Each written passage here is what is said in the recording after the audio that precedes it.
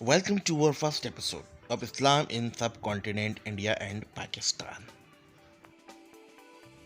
आज की वीडियो में हम डिस्कस करेंगे किस तरह अरब ताजिर इस्लाम से पहले इंडिया में आया करते थे, इंडिया की अपनी हालत क्या थी और इस्लाम इंडिया में किस तरह दाखिल हुआ।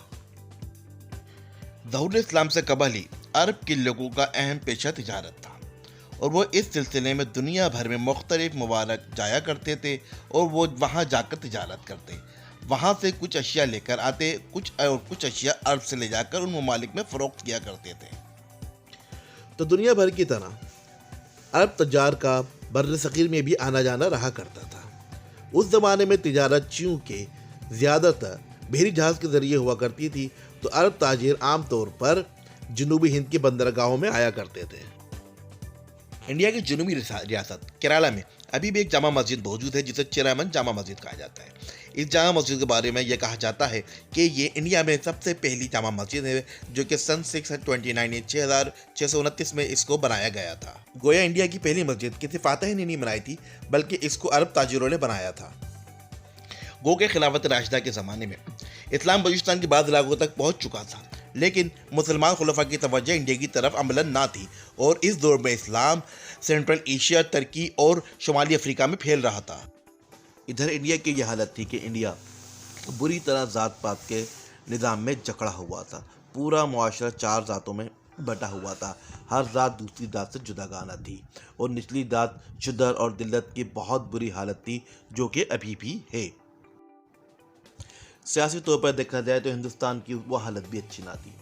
कोई मरकज़ी हुकूमत ना थी और पूरा हिंदुस्तान मुख्तलिफ रियासतों में बटा हुआ था, जिनमें से एक रियासत सिंध भी थी, जहाँ पर राजा दाहिर की हुकूमत थी। वो एक ताकतवर हुक्मरान था जिसकी हुकूमत सिंध से लेकर मकरान और मुल्तान तक थी।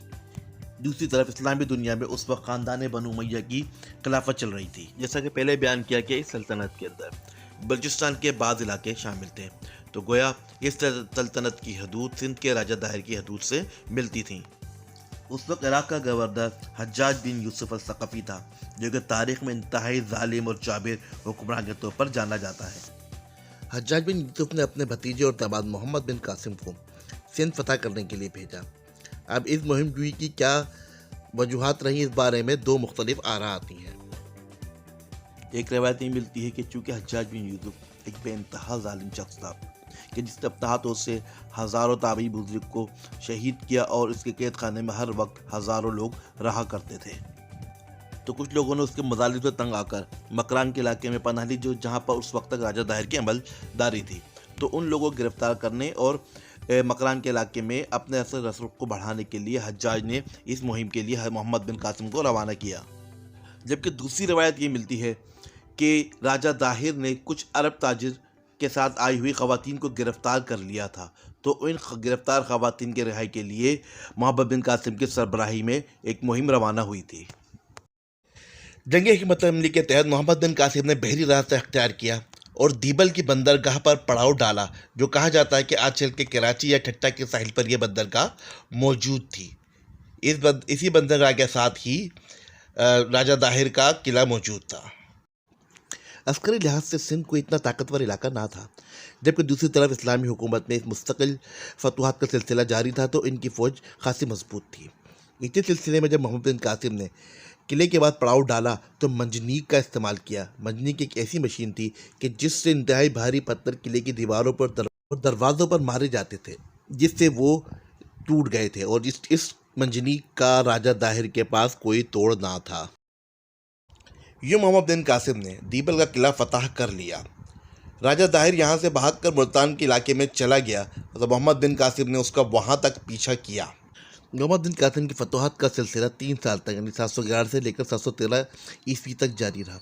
इस दौरान मोहम्मद बिन कासिम ने बहुत बड़े इलाके को फतह कर लिया, जिसमें मुल्तान, मकरान और सिंध का इलाका शामिल है। इस दौरान उमवी खलीफा वलीद बिन अब्दुल मालिक की मौत वाक़ई हो गई, जिसके बाद आने वाले नए खलीफा ने हज्जाज बिन यूसुफ के ख़ानदान से अपनी ज़ाती दुश्मनी की वजह से मोहम्मद बिन कासिम को सिंध से वापस बुला लिया। इस तरह एक अजीम फातह की सिंध से रवानगी हुई।